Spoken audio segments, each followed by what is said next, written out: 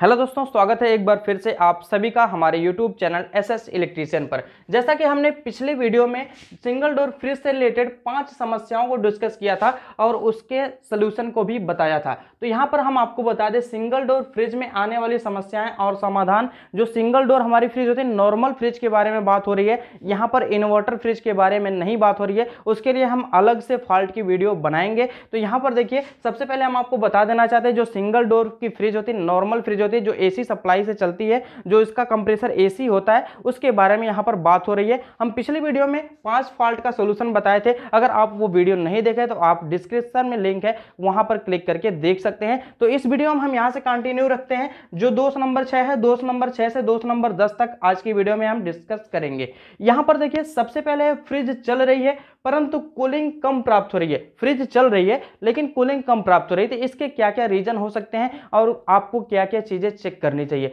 सबसे पहले आपको फ्रिज का थर्मोस्टेट को फुल कर देना है। फ्रिज का जो थर्मोस्टेट होता है ना, कुछ लोग कम कर देते हैं और कम कर देने के बाद बोलते हैं कूलिंग कम प्राप्त हो रही है। तो अगर फ्रिज के थर्मोस्टेट को की सेटिंग कम रहेगी तो उस कंडीशन में क्या होगा, कंप्रेसर हमारा ज़्यादा देर तक नहीं चलेगा। थोड़ी सी कूलिंग हुई कि कंप्रेसर बंद हो गया, तो उस कंडीशन में हमारी प्रॉपर कूलिंग नहीं आ पाती है, जिससे लोग घबरा जाते हैं और बोलते हैं कूलिंग कम प्राप्त हो रही है। तो आपको सबसे पहले थर्मोस्टेट की सेटिंग को बढ़ा देना है। थर्मोस्टेट की सेटिंग को बढ़ाने के बाद ये प्रॉब्लम सॉल्व हो जाएगी। अगर फिर भी ये प्रॉब्लम सॉल्व नहीं होती है तो आपको कुछ और चेक करना है। जैसे थर्मोस्टेट की सेटिंग को आपने बढ़ा दिया, उसके बाद भी हमारा कंप्रेसर ज़्यादा देर तक नहीं चल रहा है या फिर कुछ और प्रॉब्लम हो रही है, तो उसके लिए आपको सबसे पहले सप्लाई वोल्टेज चेक करना है। यानी कि जहां पर फ्रिज लगाई गई है उस 5 पिन सॉकेट में वोल्टेज चेक करना है कि वहां पे वोल्टेज कितना आ रहा है। तो वोल्टेज अगर हमारा 180 वोल्ट से कम है, 160 वोल्ट है, 150 वोल्ट है, तो उन कंडीशनों में हमारा फ्रिज ज़्यादा देर तक नहीं चल पाएगा, ओवर हीट होकर बार बार कंप्रेसर ट्रिप हो जाएगा। तो उस कंडीशन में आपको क्या करना है, वोल्टेज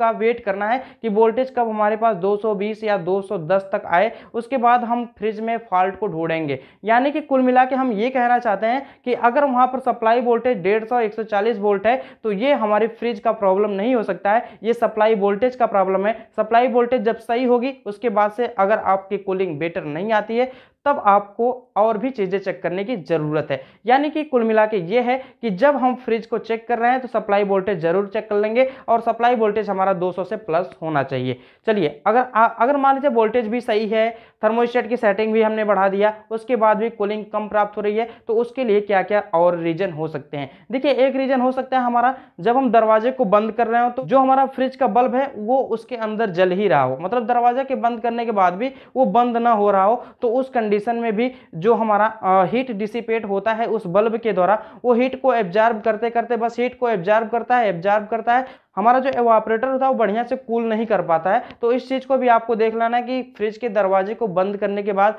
क्या बल्ब हमारा बुझ रहा है कि नहीं बुझ रहा है। अब ये कैसे पता चलेगा, तो इसके लिए आप एक मोबाइल ले लीजिए और मोबाइल का कैमरा ऑन कर लीजिए, तो फ्रिज के अंदर उसको रख के दरवाजे को बंद कर दीजिए और दरवाजे को बंद करने के बाद फिर से दरवाजे को खोलिए और कैमरा का जो रिकॉर्डिंग होगा उस रिकॉर्डिंग को देखिए, तो उसमें आपको पता चल पाएगा कि हमारा बल्ब बंद हुआ था या नहीं। ये एक मेन उपाय है, आप इस तरह से कर सकते हैं। अगर मान लीजिए कि आपका बल्ब अंदर जल रहा है दरवाजा बंद करने के बाद भी, तो आपको डोर स्विच से प्रॉब्लम हो सकती है या फिर डोर स्विच और बल्ब के बीच में जो वायरिंग है उसकी प्रॉब्लम हो सकती है। तो सबसे पहले आपको उसको सही कर लेना है, उसके बाद से कूलिंग का फॉल्ट ढूंढना है। अगर मान लीजिए कि वो भी सही है, हमारा दरवाजा बंद करने के बाद बल्ब बंद हो रहा है, तब आपकी क्या प्रॉब्लम हो सकती है। इसके लिए आपको सबसे पहले कंप्रेसर के पास जाना है, वहां पर रिले ओएलपी लगा होगा। तो सबसे पहले आपको रिले और ओएलपी को भी हटा देना है और हटाने के बाद कंप्रेसर को डायरेक्ट चलाना है। डायरेक्ट आप कम से कम 10 मिनट तक चलाइए, उसके बाद देखिए कूलिंग प्रॉपर हो रही है या नहीं हो रही है। अगर डायरेक्ट 10 मिनट तक चलाने के बाद कूलिंग प्रॉपर हो जा रही है, तब हमारा रिले ओएलपी का फॉल्ट है, वो ज़्यादा देर तक कंप्रेसर को सहन नहीं कर पा रहा है। तो आपको उस कंडीशन में रिले ओएलपी ओरिजिनल कंपनी का उसमें लगा देना चाहिए, यानी कि रिले ओएलपी को बदल देना चाहिए। तो इस प्रकार से आपकी प्रॉब्लम सॉल्व हो सकती है। अच्छा, कुछ इंस्ट्रक्शन होते हैं जो हमारी फ्रिज से रिलेटेड होते हैं। अगर आपकी फ्रिज ज़्यादा कूलिंग नहीं कर रही है तो आपको फ्रिज का कंडेंसर ध्यान में रखना है। फ्रिज का जो कंडेंसर होगा वो दीवार से ज़्यादा सटा हुआ नहीं होना चाहिए। ये भी एक प्रकार की कूलिंग से इफेक्टेड प्रॉब्लम हो सकती है, कूलिंग पर इफेक्ट डाल सकती है। तो आपको कंडेंसर को कम से कम दीवार से 1 फीट दूर रखना चाहिए, क्योंकि जब हमारा कंडेंसर हीट होता है उस गैस रेफ्रिजरेंट के द्वारा, तो उस कंडीशन में उसको ठंडा करने की आवश्यकता पड़ती है। तो वातावरण का इफेक्ट जितना ही ज़्यादा उसके ऊपर जाएगा उतना ही सिस्टम बढ़िया से कूल करेगा। तो यहाँ पर जब हम दीवार से सटा के रखते हैं, गर्मियों के मौसम में होता क्या है, दीवारें गर्म होती हैं और दीवारों का जो हीट होगा वो कंडेंसर के ऊपर जाएगा। तो कंडेंसर पहले से भी हीट है, उसको ओवर हीट किया जा रहा है, तो उस कंडीशन में हमारा कूलिंग सिस्टम प्रॉपर वर्क नहीं कर पाएगा, और प्रॉपर वर्क नहीं कर पाएगा तो बढ़िया से कूलिंग नहीं कर पाएगा। तो ये भी एक समस्या हो सकती है। अगर हम दरवाजे का इस्तेमाल बार बार कर रहे हैं फ्रिज के, तो उस कंडीशन में भी जो अंदर की कूलिंग रहेगी वो बार बार बाहर निकल जाएगी। तो इस कंडीशन में जो फ्रिज का दरवाजा है आपको बार बार नहीं खोलना है, इससे भी कूलिंग के ऊपर बहुत ज्यादा इफेक्ट पड़ता है। तो आई होप आपको ये सारी चीजें समझ में आ रही होंगी कि आपको क्या क्या करना चाहिए, क्या क्या नहीं करना चाहिए, और आपको अगर कूलिंग कम प्राप्त हो रही है तो उस कंडीशन में आपको क्या क्या करना होगा। अगर मान लीजिए सारी चीज़ें हम कर चुके हैं फिर भी हमारी प्रॉब्लम सॉल्व नहीं हो रही है, तो उस कंडीशन में आपको फिर से गैस चार्ज करनी होगी उस सिस्टम में, क्योंकि जो हमारा गैस है वो कहीं ना कहीं चोक हो रहा है, हाफ चोक हो रहा है, इसलिए हमारा सिस्टम जो है बढ़िया से कूलिंग नहीं कर रहा है। तो आई होप आपको ये सारी बातें समझ में आए होंगे। जितने भी सोल्यूशन बताए गए उन सोल्यूशन को करने के बाद ही आप गैस चार्ज करें तो ज़्यादा बेटर है, क्योंकि हो सकता है उन सोल्यूशनों में से कोई एक सोल्यूशन आपके लिए काम कर जाए। यहाँ पर देखिए दोष नंबर 6 यहाँ पर क्लियर हुआ। उसके बाद दोष नंबर 7 की ओर बढ़ते हैं। यहाँ पर देखिए दोष नंबर 7 क्या है, फ्रिज चल रही है और एवापोरेटर पर बर्फ जम रही है। फ्रिज चल रही है, एवापोरेटर पर बर्फ जम रही है, इसके लिए क्या जिम्मेदार हो सकता है। फ्रिज चल रही है इसका मतलब कंप्रेसर भी ओके है, हमारा मैकेनिकल सिस्टम पूरी तरह से ओके है।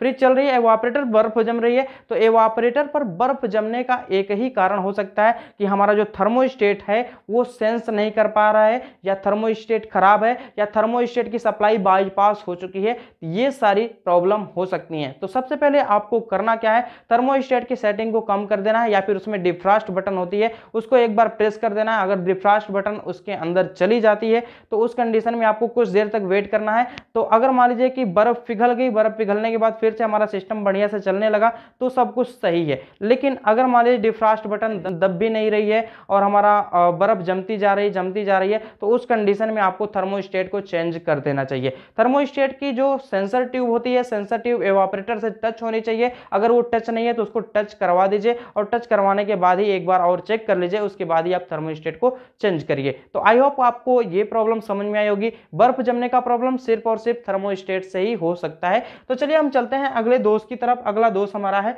फ्रिज चल रही है, कभी कूलिंग होती है कभी नहीं होती। फ्रिज चल रही है, कभी कूलिंग होती है कभी नहीं होती। ये देखिए सबसे ज्यादा वोल्टेज के प्रॉब्लम की वजह से होता है। अगर कभी वोल्टेज कम है, कभी वोल्टेज ज्यादा है, कभी वोल्टेज कम है, कभी ज्यादा है, तो उस कंडीशन में कभी कूलिंग होती है कभी नहीं होती है, कभी कंप्रेसर उठता है कभी कंप्रेसर नहीं उठता है। तो ये सब प्रॉब्लम वोल्टेज की वजह से ज्यादा होती है। अगर आपके घर में वोल्टेज की प्रॉब्लम ज्यादा हो रही है तो आप अपने घर में स्टेबलाइजर जरूर लगवाइए। स्टेबलाइजर लगवाने से क्या होगा, जो वोल्टेज होगा ना वो रेगुलर हो जाएगा। जब वोल्टेज रेगुलर हो जाएगा तो हमारा फ्रिज अच्छे प्रकार से वर्क करेगा, तो ये समस्या नहीं आएगी। अच्छा, ये समस्या एक कंडीशन में और आ सकती है, हमारा रिले और ओएलपी का खराब होना। अगर हमारा रिले ओएलपी खराब है, वो बार बार कट कर रहा है, तो उस कंडीशन में भी कभी कूलिंग होगी कभी नहीं होगी। तो इस प्रकार से भी प्रॉब्लम हो सकती है। इस प्रकार का अगर फॉल्ट आता है तो सिस्टम हाफ चोक भी हो सकता है, तो उस कंडीशन में आपको गैस चार्ज करनी पड़ेगी। तो आई होप आपको ये फॉल्ट का सलूशन समझ में आ रहा होगा। तो चलिए बढ़ते हैं अगले फॉल्ट की तरफ, और अगले फॉल्ट को देख लेते हैं कि वो कौन सा फॉल्ट है। यहाँ पर दोष नंबर 9 है, फ्रिज चल रही है परंतु फ्रिज की बॉडी पर करंट आ रहा है। फ्रिज चल रही है, सब कुछ ठीक है, उसमें कुछ सामानें रखी गई हैं, कोई निकालने जा रहा है उसको करंट लग रहा है। तो ये तो बहुत खतरनाक समस्या है। इस समस्या का निदान करने के लिए सबसे पहले आपको जो उसके वायर है ना, उन वायरों को ध्यान से देखना है, कहीं पे कोई वायर कट कर बॉडी से टच तो नहीं कर रहा है। अगर कोई वायर कट कर बॉडी से टच कर रहा है तो उस कंडीशन में पूरी बॉडी में करंट आ सकता है। तो आपको वायर को चेक करना है। अगर वायर कहीं पे कट के बॉडी से टच कर रहा है तो उसको प्रॉपर जोड़ना है, उसके ऊपर टेप वगैरह लगा देना है, तो ये प्रॉब्लम दूर हो जाएगी। लेकिन अगर मान लीजिए हमारी वायरिंग से कोई समस्या नहीं, कोई तार कटा पिटा नहीं है और बॉडी से टच कर नहीं रहा है, तो उस कंडीशन में आपका कंप्रेसर बॉडी अर्थ हो सकता है। तो कंप्रेसर को बॉडी अर्थ का चेकिंग करना है। कंप्रेसर का बॉडी अर्थ कैसे चेक करना है, तो सबसे पहले हम आपको बता दें, एक सीरीज बल्ब ले लेना है और सीरीज बल्ब के द्वारा कंप्रेसर के पहले रिले एलपी को हटा देना है। रिले एलपी को हटाने के बाद कंप्रेसर फ्री हो जाएगा। जब कंप्रेसर फ्री हो जाएगा उसकी तीनों पिन दिखाई देंगी, तो आपको सीरीज का एक तार फ्रिज की बॉडी पे लगाना है या फिर कंप्रेसर की बॉडी पे भी लगा सकते हैं और दूसरे तार द्वारा कंप्रेसर की तीनों पिनों पर या फिर किसी एक पिन पर चेक करेंगे। अगर सीरीज का बल्ब जल गया तो कंप्रेसर बॉडी अर्थ है, सीरीज का बल्ब नहीं जला तो कंप्रेसर बॉडी अर्थ नहीं है। तो इस प्रकार से आप बॉडी अर्थ की प्रॉब्लम को ट्रेस कर सकते हैं। तो बॉडी अर्थ की प्रॉब्लम अगर कंप्रेसर में होती है तो फिर कंप्रेसर को चेंज करना ही एक उचित विकल्प है। तो आई होप आपको इस फॉल्ट के बारे में सलूशन समझ में आया होगा। चलिए हम बढ़ते हैं अगले दोष की तरफ। यहां पर हमारा अगला दोष है, फ्रिज के ऑन करते ही घर की एमसीबी ट्रिप हो जा रही है। फ्रिज के ऑन करते ही घर की एमसीबी ट्रिप हो जा रही है, बंद हो जा रही है, तो उसके लिए क्या हो सकता है? तो सबसे पहले आपको उस सर्किट के एमसीबी को चेक करना है, यानी कि जिस सर्किट में आपने फ्रिज को लगाया है, फ्रिज का मेन लीड लगा हुआ है, उस सर्किट में कितने एम्पियर की एमसीबी लगी है, सबसे पहले उस चीज को चेक करना है। हो सकता है उस सर्किट में 2 एम्पियर की या 3 एम्पियर की एमसीबी लगी हो और हमारा फ्रिज उससे ज्यादा एम्पियर ले रहा हो, तो उस कंडीशन में जो हमारी एमसीबी होगी ओवरलोड के कारण ट्रिप कर जाएगी। तो इस कंडीशन में आपको थोड़ा सा ज्यादा एम्पियर की एमसीबी लगा लेना है, यानी कि 6 एम्पियर की एमसीबी आप लगा लेंगे तो ये प्रॉब्लम सॉल्व हो जाएगी। अगर वो एमसीबी 6 एम्पियर की पहले से लगी है, फिर भी आप जब फ्रिज को चालू कर रहे हैं तो एमसीबी बार बार गिर जा रही है, तो उस कंडीशन में आपका जो कंप्रेसर ही शॉर्ट होगा या फिर मेन लीड में भी प्रॉब्लम हो सकती है। न्यूट्रल फेज के दोनों तार आपस में सट गए होंगे या फिर जिस सॉकेट में हमारा मेन लीड लगा हुआ है उस सॉकेट से ही प्रॉब्लम होगा। तो इस सभी चीजों को चेक करना है और चेक करने के बाद आपको फॉल्ट का सलूशन निकालना है। तो आई होप आपको 10 फॉल्ट के बारे में समझ में आया होगा। अगर आपको ये वीडियो पसंद आए तो वीडियो को लाइक जरूर कर दीजिए। चैनल पर नया है तो चैनल को सब्सक्राइब करके बेल आइकन को प्रेस कर दीजिए ताकि आपको आने वाली सभी इंटरेस्टिंग वीडियो का नोटिफिकेशन मिलता रहे। तो यहाँ पर 10 फॉल्ट और बचे हुए हैं, इन 10 फॉल्ट का डिस्कस हम अगली वीडियो में करेंगे। तो मिलते हैं अगली वीडियो के साथ, तब तक के लिए धन्यवाद। जय हिंद।